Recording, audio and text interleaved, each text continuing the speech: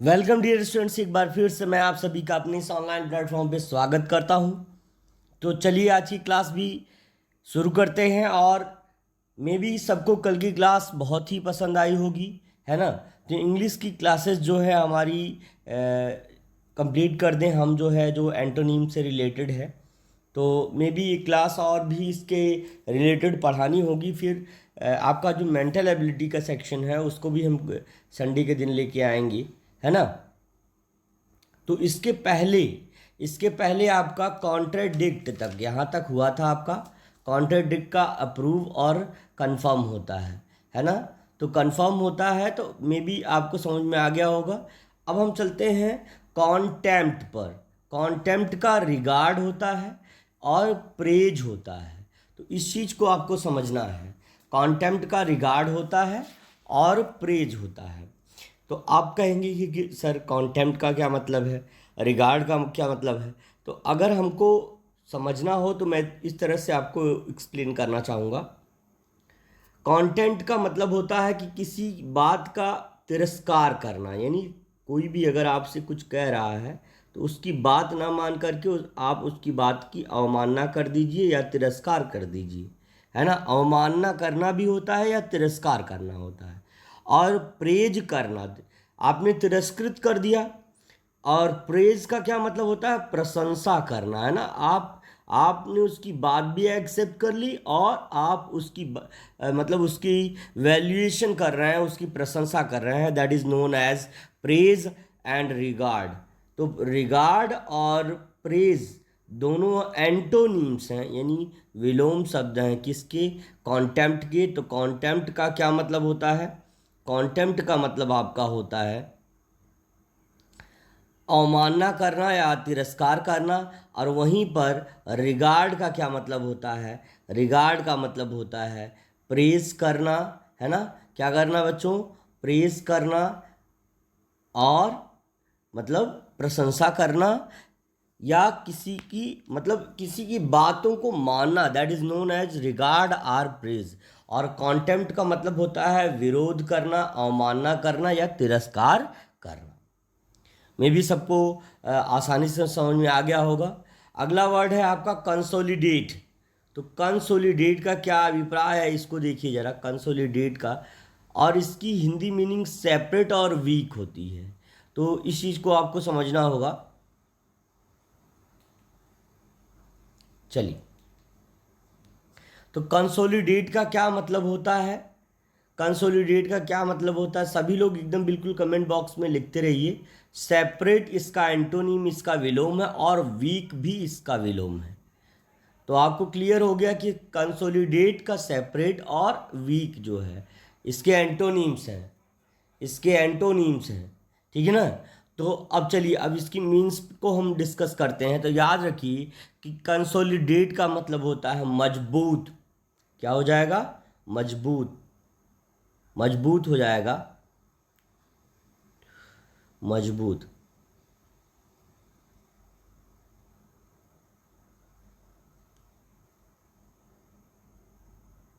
मजबूत हो जाएगा। और वीक का तो आप जानते ही हैं, कमजोर हो जाएगा। वीक या सेपरेट का मतलब क्या हो जाएगा, कमजोर, कमजोर हो जाएगा। ठीक है ना बच्चों। तो बहुत अच्छे से आप लोगों को समझ में आ गया होगा। तो सेपरेट का मतलब होता है, कंसोलिडेट का मतलब क्या होता है, मजबूत। कंसोलिडेट का क्या मतलब होता है, मजबूत। और सेपरेट और वीक का क्या मतलब होता है, कमजोर। तो जो मजबूत है उसका उल्टा तो कमजोर ही होगा ना। तो इसलिए ये ऑप्शन आपका क्या हो जाएगा, सही हो जाएगा। चलते हैं अगले नेक्स्ट वर्ड पर। लिखा है कि कंसेक्वेंस। क्या लिखा है बच्चों, कंसेक्वेंस लिखा है, यहाँ पर लिखा है कंसेक्वेंस। तो इसका अभिप्राय है ओरिजिन या स्टार्ट, यानी प्रारंभ करना, है ना। तो आपको समझना है कंसोलिडेट का मतलब क्या हुआ, सेपरेट का मतलब क्या हुआ। अब कंसेक्वेंस का मीनिंग क्या होगा आपको बिल्कुल अच्छे से बताना है, बिल्कुल। तो याद रखना कि कंसेक्वेंस का क्या मतलब होता है, देखिए कंसेक्वेंस का क्या मतलब होगा और स्टार्ट और ओरिजिन का क्या मतलब होगा। जैसे देखिए कंसोलिडेट का मतलब होता है क्या, परिणाम। परिणाम जब कोई काम हम पूरा कर लेते हैं तब उसका परिणाम आता है ना। जैसे आप पढ़ाई अभी कर रहे हैं और एट लास्ट आपका रिजल्ट आएगा जब आप पूरी पढ़ाई कर लेंगे तब, और एग्ज़ाम देंगे। लेकिन स्टार्ट और ओरिजिन का मतलब क्या होता है, प्रारंभ। क्या होता है, प्रारंभ। प्रारंभ हो जाएगा। तो मे भी क्लियर हो गया होगा, मे भी बच्चों क्लियर हो गया होगा। थोड़ा सा हम कलर चेंज कर ले रहे हैं क्योंकि हमें लग रहा है कि थोड़ा सा ये कलर परफेक्ट नहीं है, दैट्स वाई हम दूसरा कलर यूज कर ले रहे हैं। तो प्रारंभ आपका हो जाएगा। ओरिजिन और स्टार्ट से आपको समझ में आ गया। अगला है आपका कॉन्सेंट। क्या है आपका, कॉन्सेंट।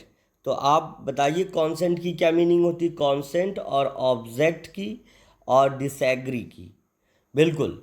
तो याद रखिए कि जो कॉन्सेंट है उसका एंटोनीम, उसका उल्टा डिसएग्री है और ऑब्जेक्ट है। तो क्या मीनिंग हो जाएगी वो बताइए आप सभी लोग। बिल्कुल। देखिए कॉन्सेंट की मीनिंग होती है सहमति, है ना। जब आपसे कोई कोई बात अगर कह रहा है तो बोलेंगे यस यस यस यस, बहुत उसकी प्रति आप कहेंगे कि हाँ आपकी बात सही है, ये बिल्कुल हम आपसे सहमत हैं। तो ये होता है सहमति, है ना। ये क्या होता है, सहमति है। इसको हम कहेंगे एग्री, कि आपकी बात से हम सहमत। और ऑब्जेक्ट जब आप कहेंगे ऑब्जेक्ट, या आप कहेंगे डिसएग्री, तो आप इससे क्या मतलब है कि आप उसकी बात से असहमत हैं। यानी सहमति आपकी नहीं है उससे, असहमति है, असहमति।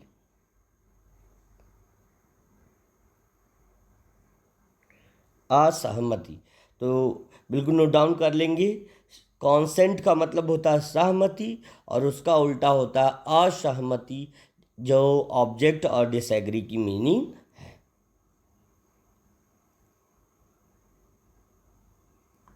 अब अगला वर्ड है आपका कंपैशन। क्या है, कंपैशन का क्रूएल्टी और बर्बरिटी, है ना।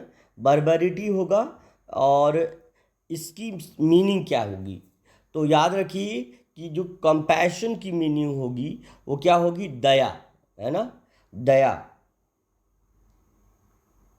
मर्सी, काइंडनेस, ये सब इसके सिनोनिम्स होंगे। लेकिन अगर हम बात करें क्रूएल्टी, बर्बरिटी, तो ये हो जाएगा निर्दयता। क्या हो जाएगा बच्चों, निर्दयता। निर्दयता यानी जो जिसके अंदर दया ना हो, जिसके अंदर दया ना हो, निर्दयता।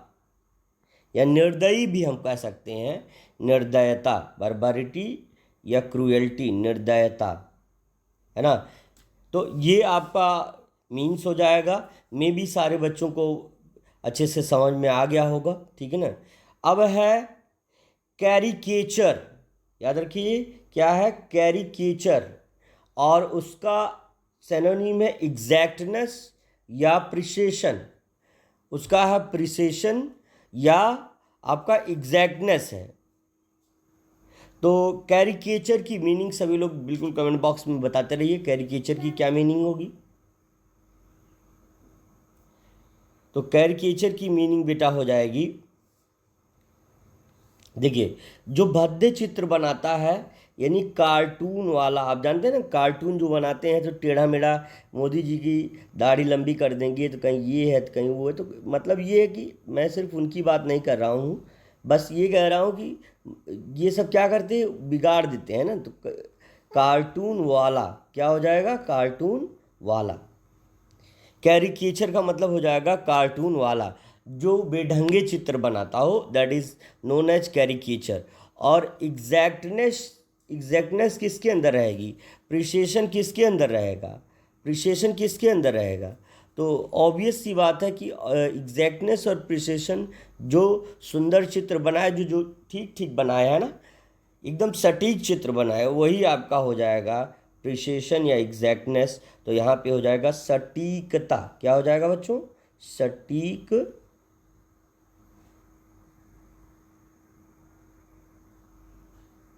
सटीकता। तो मैं भी बच्चों बहुत प्रयास आप सबके लिए मैं करता रहता हूँ, और मैं भी आप इंजॉय कर रहे होंगे वीडियो को, और प्रॉपर आप अच्छे से बैठ करके पढ़ रहे होंगे, नोट डाउन कर रहे होंगे, ठीक है ना।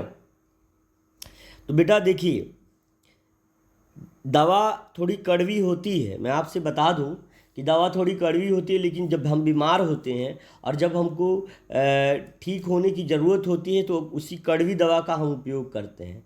मतलब क्या है कि अगर आपको सक्सेस पाना है, यानी अच्छा बनना है, आप बीमार होते हैं तो कड़वी दवा लेकर के अच्छे बन जाते हैं। उसी तरह से थोड़ा सा ये क्लास जो है, मे बी मेरा पूरा एफर्ट रहता है कि आपकी क्लास को रुचिकर से रुचिकर बनाए। लेकिन पढ़ाई एक ऐसी चीज़ है कि जो रुचिकर ना हो करके फ्यूचर को रुचिकर बनाता है। मतलब अगर आप पढ़ाई कर रहे हैं तो आपका फ्यूचर इंटरेस्टिंग होगा, सब लोग आपसे मिलेंगे जुलेंगे, आपसे बातें करने की कोशिश करेंगे, आपका के सफलता का राज पूछेंगे। तो मे बी आपको बिल्कुल पढ़ाई पे कंसंट्रेट करना है ना। तो चलते हैं अगले सब पर। कैपिटिविटी का फ्रीडम हो जाता है और लिबर्टी हो जाती है ना। स्टैचू ऑफ लिबर्टी भी आप जानते होंगे। तो कैपिटिविटी का मतलब होता है कैद। क्या होता है? कैद, जेल, है ना, जो कैद में बंद होते हैं। और फ्रीडम का मतलब होता है जो मुक्त होता है, आज़ाद होता है ना। आज़ाद होता है, मुक्त होता है या स्वतंत्र होता है, तो आज़ाद हो जाएगा। आज़ाद भगत सिंह नहीं, आज़ाद, स्वतंत्र, है ना, स्वतंत्र, बिल्कुल। तो मे भी सबको समझ में आ गया होगा बेटा, स्वतंत्र होता है। अब आगे है, अगला वर्ड आपके सामने ये रहा,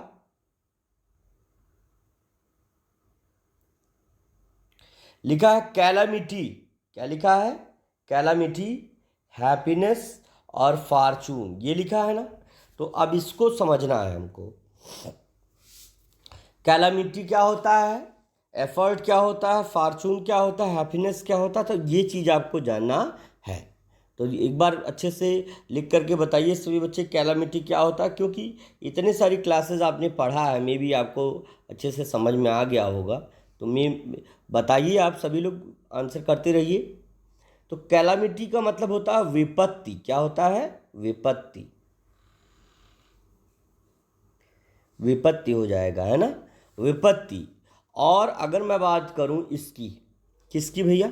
हैप्पीनेस की और फॉर्चून की, हैप्पीनेस की और फॉर्चून की। तो विपत्ति का उल्टा संपत्ति हो जाता है। क्या होता है? संपत्ति। विपत्ति का उल्टा क्या हो जाता है? संपत्ति। संपत्ति, या हम इसी को सौभाग्य भी बोल सकते हैं।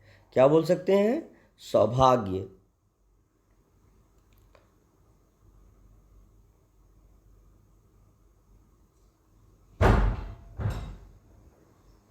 सौभाग्य भी बोल सकते हैं। तो मे भी आपको समझ में आए।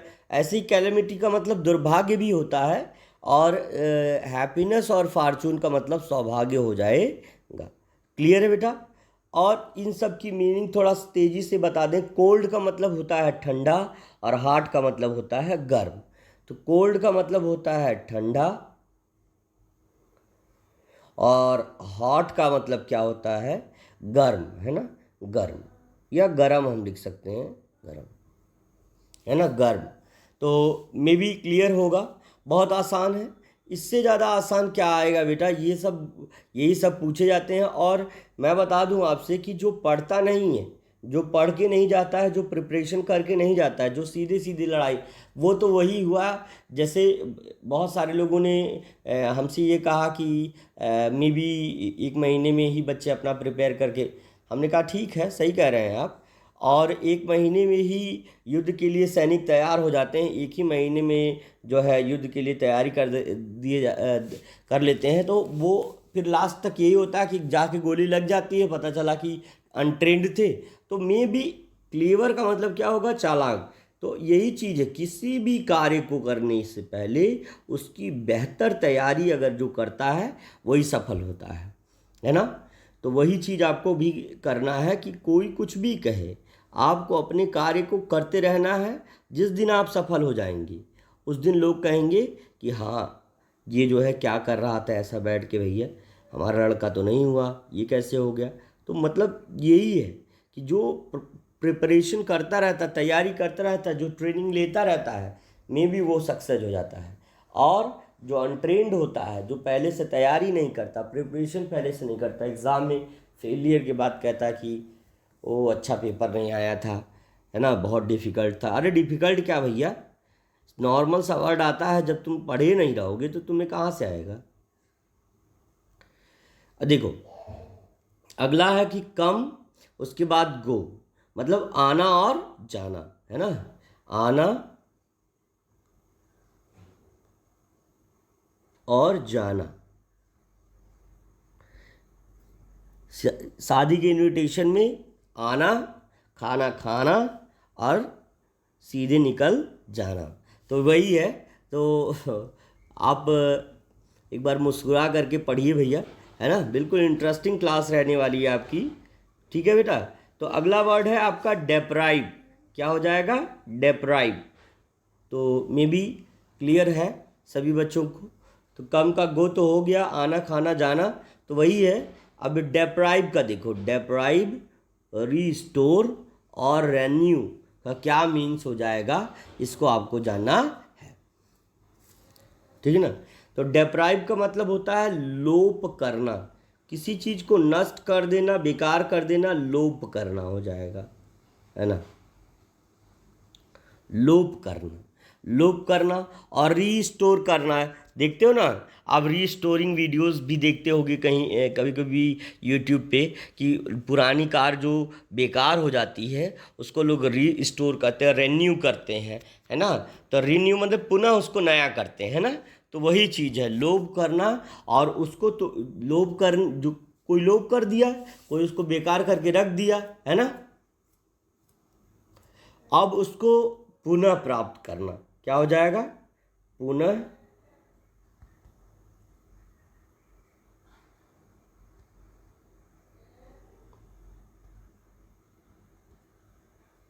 पुनः प्राप्त करना, that is known as restore और रीन्यू, है ना, रीन्यू हो जाएगा। चलिए, अगला वर्ड है आपका डेमोलाइज और रिपेयर और कंस्ट्रक्ट, है ना।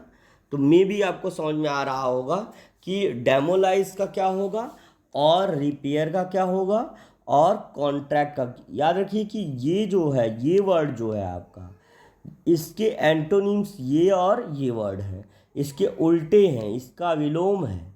तो आपको याद रखना होगा कि डेमोलाइज और रिपेयर और कॉन्ट्रैक्शन, इन सब की क्या मीनिंग होनी चाहिए।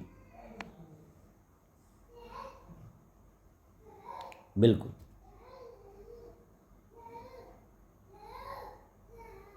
देखिए, डेमोलाइज का मतलब होता है ध्वस्त करना, है ना। अभी देखिए, डेमोलाइज करने का अभी जोगी बाबा के द्वारा डेमोलाइज करने का काम किया जा रहा है। जो लोग बदमाश हैं, जितने भी बदमाश हैं, जितने भी गुंडे मवाली हैं, सबके मकान को डेमोलाइज कर दिया जा रहा है, यानी उनके मकानों को गिरा दिया जा रहा है ताकि वो बदमाशी दोबारा ना करें। तो वही चीज़ है, डेमोलाइज का मतलब होता है ध्वस्त करना। क्या करना हो जाएगा, ध्वस्त करना, ध्वस्त करना। और कंस्ट्रक्ट का मतलब हो जाएगा निर्माण करना। बेटा क्या हो जाएगा, थोड़ा सा इसको अच्छे से, ध्वस्त करना हो गया, उसके बाद है निर्माण करना। रिपेयर मतलब मरम्मत करना या निर्माण करना।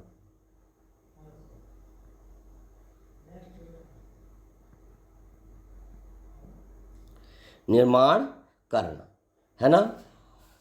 तो चलिए ठीक है, आगे है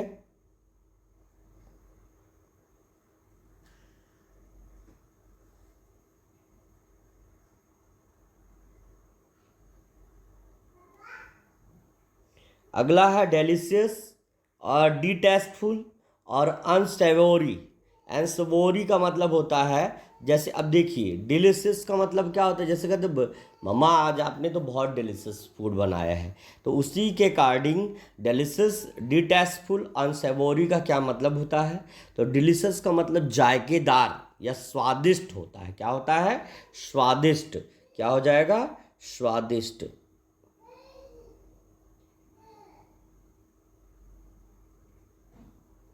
स्वादिष्ट हो जाएगा।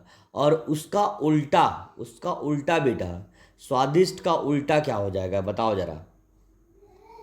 उसका उल्टा आपका हो जाएगा, है ना, स्वादहीन या बेस्वाद। लोग कहते हैं ना बेस्वाद है, कैसा बना दिया रे बाबा, है ना, मज़ा ही नहीं आ रहा है। तो बेस्वाद हो जाएगा, है ना, बेस्वाद, बिना स्वाद का, है ना, विदाउट एनी टेस्ट, है ना, टेस्ट लेस भी हम कह सकते हैं, है ना, डिटेस्टफुल भी कह सकते हैं, एंड सेवोरी भी कह सकते हैं। तो बेटा इसको अच्छे से पढ़ लेना और बिल्कुल अच्छे से जो है इसको लर्न कर लेना। चलिए आगे तेज़ी से थोड़ा सा चलते हैं। लिखा है डेडिकेट, तो उसका हो जाएगा रिफ्यूज। और निगेट करना, तो आपको बताना है कि डेडिकेट का क्या मीनिंग होता है और रिफ्यूज का क्या मीनिंग होता है, क्योंकि डेडिकेट के एंटोनिम उल्टे रिफ्यूज और निगेट है, उसकी मीनिंग को आपको बताना है। डेडिकेट की मीनिंग है रिफ्यूज और नेगेट, इनकी एंटोनिम यानी इनका विलोम है। बताइए तेजी से बेटा। तो याद रखिए कि डेडिकेट का मतलब होता है समर्पित। आप किसी चीज़ के लिए समर्पित हैं, तो बिल्कुल एमवीएस के लिए समर्पित हो जाइए बच्चों, एकदम इसके लिए समर्पित हो जाइए। जो पढ़ाया जाए एकदम रट डालिए, है ना। जब आप खुद से ऑनेस्ट हो जाएंगे, खुद से आप जो है ऑनेस्ट हो जाएंगे, है ना, तो आपको कोई किसी भी और की ज़रूरत नहीं पड़ेगी, है ना। तो समर्पित। और निगेट का मतलब होता है नकारना, यानी आप जो है नकार रहे हैं, तो वो नकारना नहीं है, समर्पित हो जाना है, नकारना नहीं है, समर्पित हो जाना, समर्पित हो जाना। ठीक है बेटे, चलते हैं आगे, है ना। समर्पित। तो आगे है आपका डर्टी, गंदा होता है इसका, और क्लीन का साफ होता है। तो लिख लीजिए, इसका होता है गंदा और इसका होता है साफ या स्वच्छ। ठीक है ना, तो ये लिख लीजिए बिल्कुल आसानी से। डे का, अब यहाँ दूसरा वर्ड भी है, थोड़ा सा दूसरे वर्ड को सर्कल से कर लें। दूसरा वर्ड है डे, उसका क्या हो जाएगा? नाइट हो जाएगा। दिन, डे का मतलब क्या होता है? दिन। और उसका उल्टा क्या हो जाएगा भाई मेरे? रात हो जाएगी उसका उल्टा।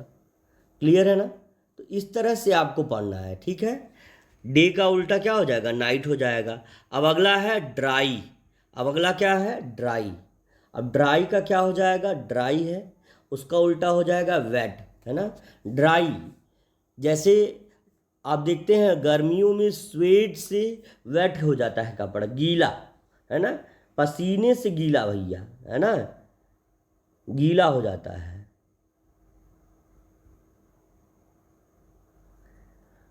और अगर धूप में रखेंगे तो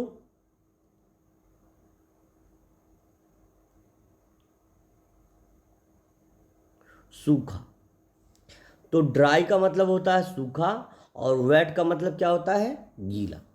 तो ऑब्वियस सी बात है कि इसका अपोजिट ये है ना, ड्राई का वेट, उल्टा। ठीक है ना। चलिए अगला है डिफ़िकल्ट। तो डिफ़िकल्ट का कठिन होता है, इजी का आसान होता है भाई। तो कठिन का आसान,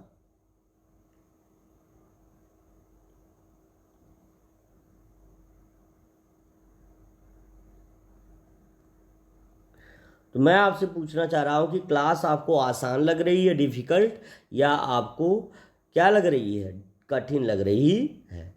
इजियर लग रही है कि कठिन लग रही है कि आसान लग रही है? तो बताओ आप सभी लोग, कठिन है कि आसान है? चलिए अब आपका अगला शब्द है डायरेक्ट। लिखा है, डायरेक्ट लिखा है और इनडायरेक्ट लिखा हुआ है, तो आपको बताना है बिल्कुल। देखिए, डायरेक्ट का मतलब होता है सापेक्ष। क्या होता है? सापेक्ष। सापेक्ष होता है ना, सीधे सीधे। जब आप डायरेक्टली किसी चीज़ को किसी बात को बोल देते हो तो कहते हैं हाँ, हम डायरेक्ट बोलते हैं, हम इनडायरेक्ट बोलने वालों में से नहीं है। तो डायरेक्ट होगा सापेक्ष, और इसका उल्टा होगा परिपेक्ष। क्या हो जाएगा? परिपेक्ष।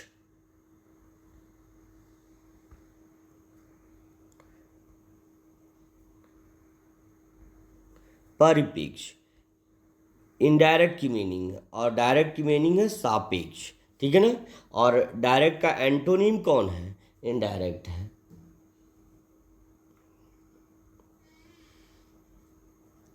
चलिए,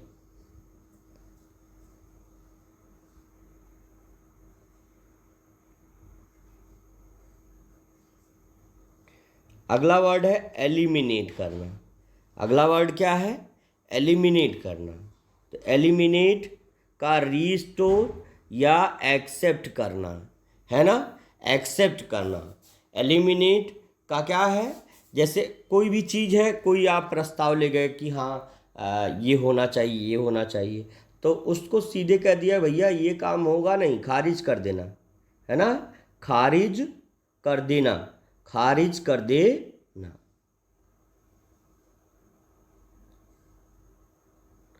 खारिज कर देना, खारिज कर देना, मना कर देना, उसको रिजेक्ट कर देना। लेकिन एक्सेप्ट का मतलब या रिस्टोर का मतलब क्या हो जाएगा? इसका मतलब हो जाएगा स्वीकृति दे देना, है ना? स्वीकार कर लेना। क्या हो जाएगा?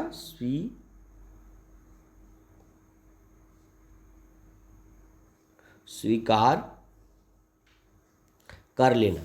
ठीक है ना? लिख लीजिएगा, कर लेना तो लिख ही लेंगे, है ना?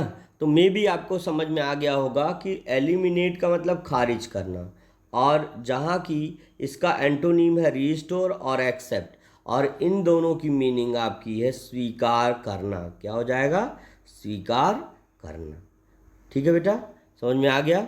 चलिए अगला शब्द आप देखते हैं।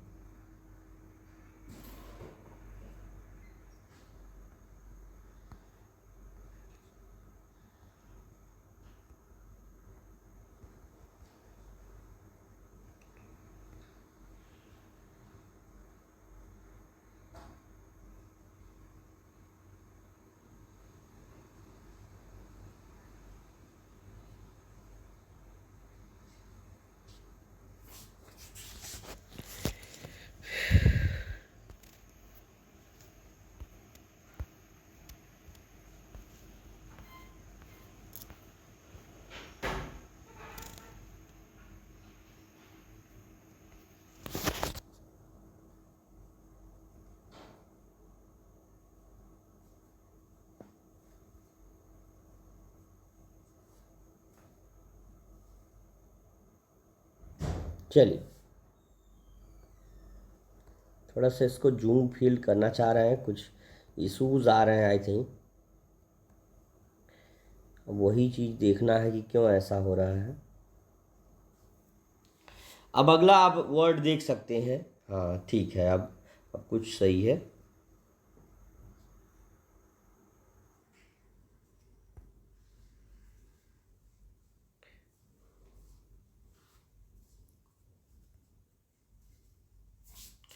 अगला वर्ड है आपका एक्सट्रीम, है ना? एक्सट्रीम का क्या मीनिंग होता है? नॉर्मल का क्या मीनिंग होता है? बैलेंस्ड का क्या मीनिंग होता है? ये आपको बताना है। चलिए तेजी से बताइए सभी बच्चे, सभी बच्चे तेजी से बताएंगे। देखिए, कोई भी चीज़ अत्यंत गति में होती है उसको हम कहते हैं एक्सट्रीम फोर्स है ना? एक्सट्रीम, तो एक्सट्रीम का मतलब होता है अत्यंत, यानी अधिक, अत्यधिक, है ना? नॉर्मल का मतलब होता है साधारण, है ना? बैलेंस्ड मतलब संतुलित। तो आप ये कह सकते हैं कि कोई चीज़ अत्यधिक गति में है तो उसका मतलब हो गया बैलेंस्ड, यानी नॉर्मल हो जाएगा। ठीक है ना बच्चों? नॉर्मल यानी संतुलित बेटा। किसमें? संतुलन, संतुलन की अवस्था में। एकदम तेज नहीं है लड़बड़ जाए कहीं जा करके, ऐसा नहीं, संतुलित है ना, संतुलित गति है, संतुलित। में भी क्लियर है बच्चों? चलते हैं अगले वर्ड पर। चलिए ठीक है। अगला शब्द आपका है अर्ली, और उसका अपोजिट होगा, उसका एंटोनीम आपका होगा, क्या होगा? थोड़ा सा फैन ऑन कर लें, बहुत गर्मी हो रही है हमको, तो मे भी थोड़ा सा वॉइस आएगा, तो अभी हम तुरंत ऑफ कर लेंगे। देखिए अर्ली, जो अर्ली है, अर्ली का मतलब जैसे आप बिगनिंग में टेबल राइम पढ़ते थे, early to bed and early to rise makes a man healthy wealthy and wise. तो अर्ली का मतलब क्या होता है बेटा? जल्दी। क्या हो जाएगा?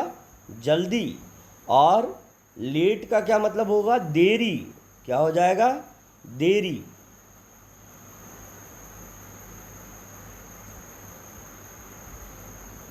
देरी हो जाएगा। तो क्लियर है ना?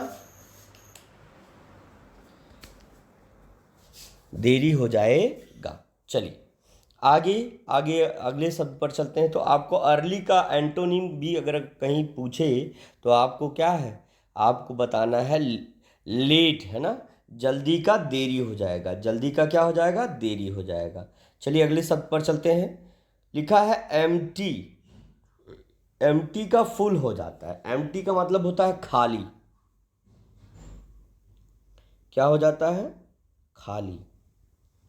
और फुल का मतलब होता है भरा हुआ। ठीक है ना?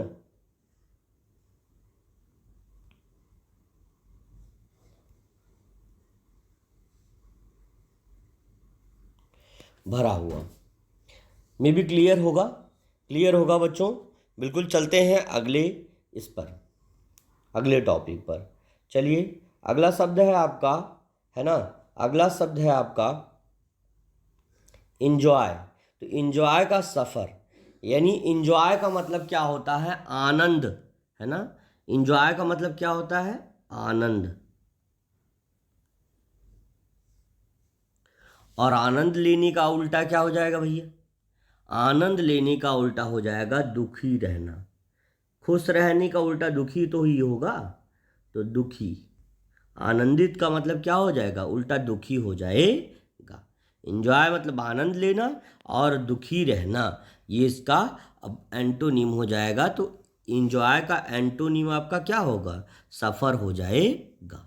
चलिए अगले वर्ड पर चलते हैं। लिखा है एवनिंग। तो इसका कौन नहीं जानता भैया? एवनिंग। एवनिंग का मतलब होता है शाम।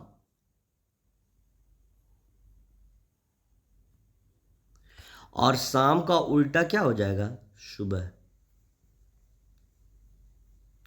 टीचर कहते भैया शाम को करके आना, तुम आके सुबह में स्कूल में करते हो, तो ये थोड़ा रॉन्ग वर्क है। एंटोनीम मत बनो, है ना, सेनोनीम बनो। टीचर जो कहे वही बात मानो।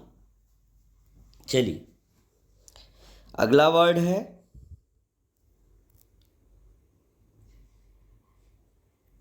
लिखा है फ्रेगाइल। क्या लिखा है? फ्रेगाइल। तो फ्रेगाइल का मतलब जो है, एक तो होता है कुरूप, दूसरी चीज़ यहाँ पे क्या होगा, यहाँ पे इसकी मीनिंग क्या होगी, इसको समझना होगा आपको। यहाँ पे इसकी मीनिंग होगी, फ्रेगाइल का मीनिंग होगी नाजुक, है ना? क्या मीनिंग होगी? नाजुक। और जिसका उल्टा टफ, यानी सख्त या मजबूत हो जाएगा, है ना? तो इसका अर्थ हो जाएगा नाजुक।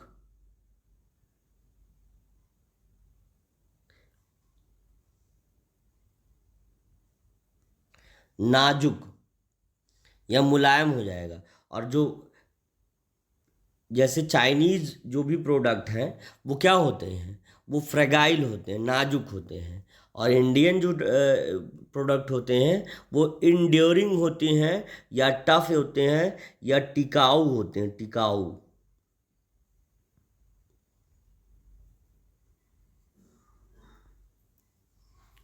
है ना? टिकाऊ होते हैं। और आगे का है, आगे का है कि फैंटास्टिक। आगे लिखा है फैंटास्टिक, इसका मतलब होता है ऑर्डिनरी, इसका उल्टा होता है नॉर्मल। तो आपको लिखना है, तेजी से आप सही सभी लोग वो करिए, है ना। तो आपको लिखना है फैंटास्टिक का मतलब होता है जबरदस्त। क्या होता है? जबरदस्त।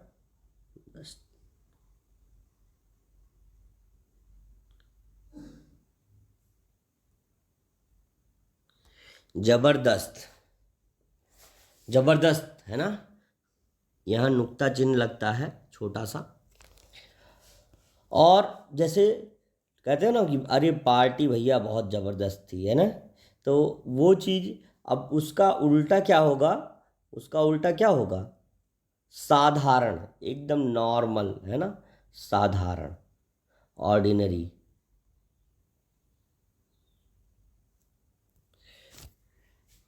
ठीक है ना।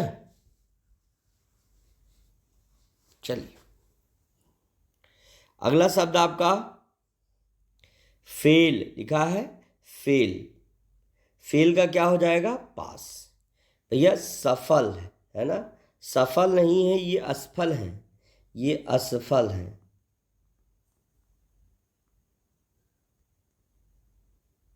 और ये क्या हो गए? सफल। ठीक है ना। क्लियर है।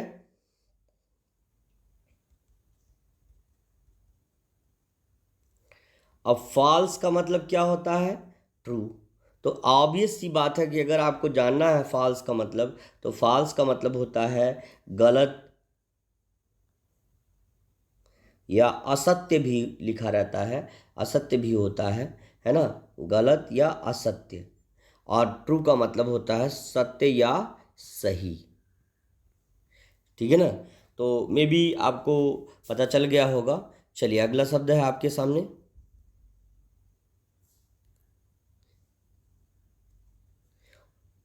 फॉर, फॉर का मतलब होता है दूर, और नियर का मतलब होता है नज़दीक। तो जो दूर है उसका उल्टा क्या हो जाएगा? नज़दीक।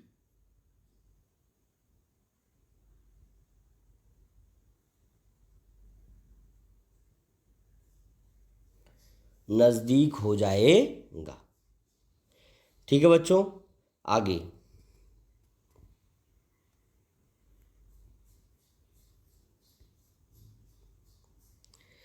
अगला है फास्ट। अगला क्या है? फास्ट। फास्ट का क्या मतलब होता है? तेज बेटा। क्या मतलब होता है? तेज। और उसका उल्टा हो जाएगा स्लो, मतलब होता है धीमा, धीमी गति से। स्लो का मतलब तेज या तीव्र गति वाला, और स्लो का मतलब होता है धीमा या मंद गति वाला। मंद भी हो जाएगा। तो ये भी आपको समझ में आ गया होगा। अब अगला है फ्रेंड और एनिमी, है ना। तो फ्रेंड मतलब होता है मित्र, और एनिमी का क्या मतलब होता है भैया? शत्रु। क्या हो जाएगा? शत्रु हो जाएगा। ठीक है बच्चों, अगला है फैट और स्लिम। ठीक है ना। फैट और स्लिम। तो फैट मीन्स क्या होता है? मोटा।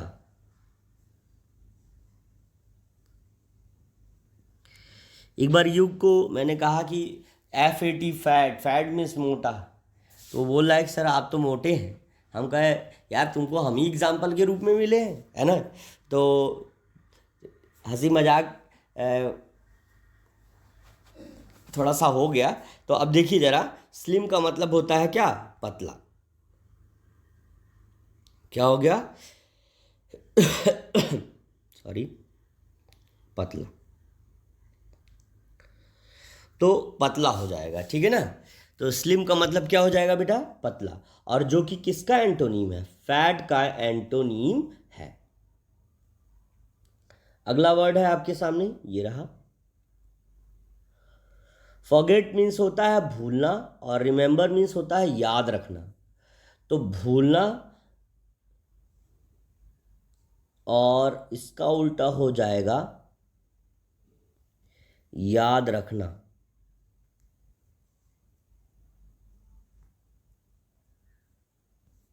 याद रखना, ठीक है बच्चों, ठीक है। चलिए आगे।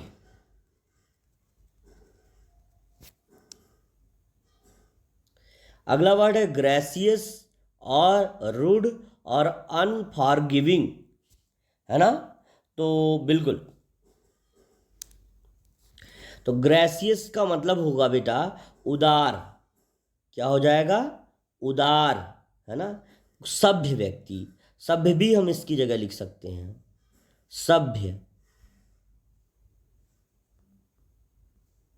और रूड और अनफॉरगिविंग का मतलब होता है ना, बिल्कुल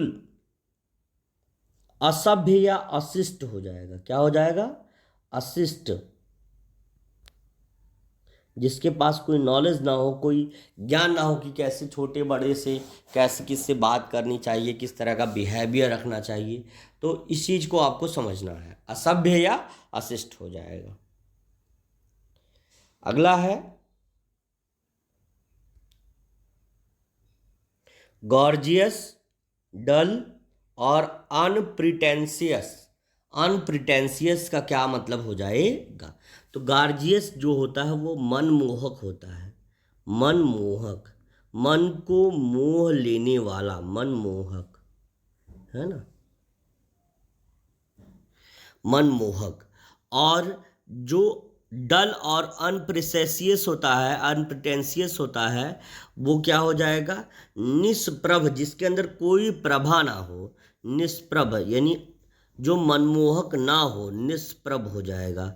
जो अट्रैक्टिव ना हो वो निष्प्रभ हो जाएगा, बिना प्रभा वाला, बिना अट्रैक्टिव, मतलब जो बिल्कुल अट्रैक्टिव हो ही ना, निष्प्रभ हो, है ना, जो अच्छा ना दिखता हो, वही, है ना। तो आप इस चीज को लिख लेंगे, बहुत आसान सा शब्द है। चलिए अगला वर्ड है आपका गिल्टी, है ना, और इनोसेंट। तो इससे आपको कुछ ज़्यादा समझना सोचना नहीं है, जहाँ भी देखें गिल्टी तो वहीं लिख दीजिए दोषी। क्या हो जाएगा? दोषी। और इनोसेंट का मतलब हो जाएगा निर्दोष, जिसने कोई अपराध ना किया हो, निर्दोष हो जाएगा। ठीक है बच्चों, बिल्कुल आसान सा शब्द है कि जब भी आपका आएगा कि हाँ भैया गिल्टी का क्या होगा, है ना, गले वाली गिल्टी मत बोल देना भैया तुम लोग। गिल्टी का मतलब होगा दोषी, है ना, दोष। तो वही चीज है हैजर्ड। अब अगला शब्द है आपके सामने हैजर्ड। हैजर्ड का कन्विक्शन और सिक्योरिटी होता है। तो याद रखना, हैजर्ड का मतलब होता है क्या?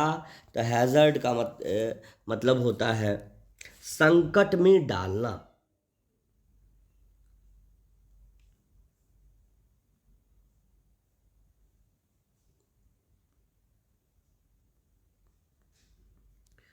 और सुरक्षा देना इसका उल्टा हो जाएगा, इसका उल्टा हो जाएगा सुरक्षा।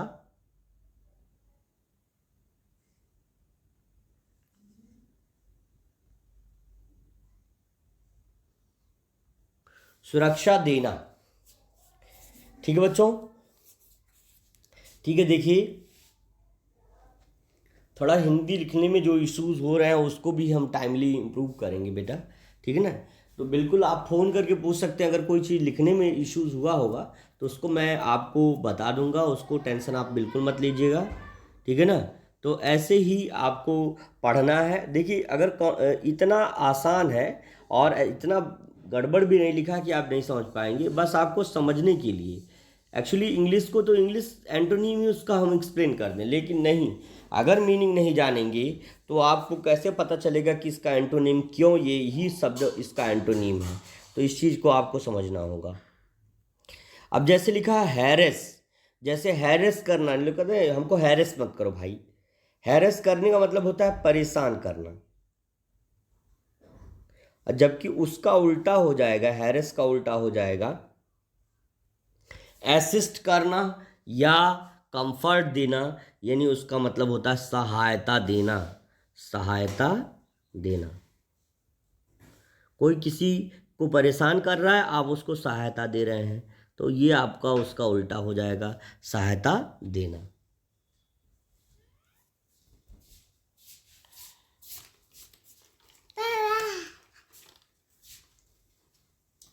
ठीक है ना, बिल्कुल। तो अब अगला शब्द आपके सामने ये रहा हैप्पी। क्या रहेगा? हैप्पी, है ना, हैप्पी।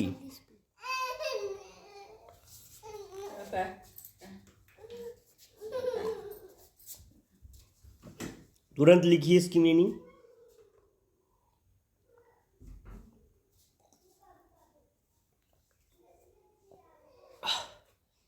चलिए, तो देखिए, हैप्पी का मतलब होता है खुश या प्रसन्न। आप, है ना, आप भी हैप्पी होंगे, खुश या प्रसन्न होता है। और अनहैप्पी का या सैड का मतलब होता है दुखी।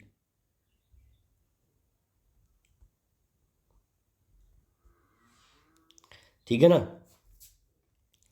तो मे भी क्लियर हो गया होगा। ठीक है ना, चलिए तेजी से आगे बढ़ते हैं। ऑनेस्ट का मतलब होता है ईमानदार और डिसऑनेस्ट का मतलब होता है बेईमान, है ना। ऑनेस्ट का मतलब होता है ईमान,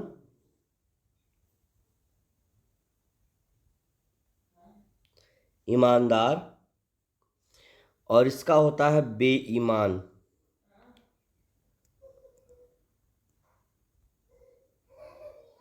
बेईमान, ठीक है ना बेटा। तेजी से आगे बढ़ते हैं, थोड़ा तेज अब चलेंगे, है ना। अब इंपोर्ट का मतलब एक्सपोर्ट होता है, इसका मतलब होता है आयात,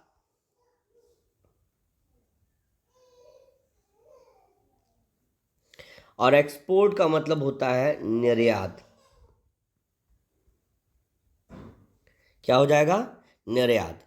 ठीक है ना, बिल्कुल ठीक है। चलिए, तो बस आज जो है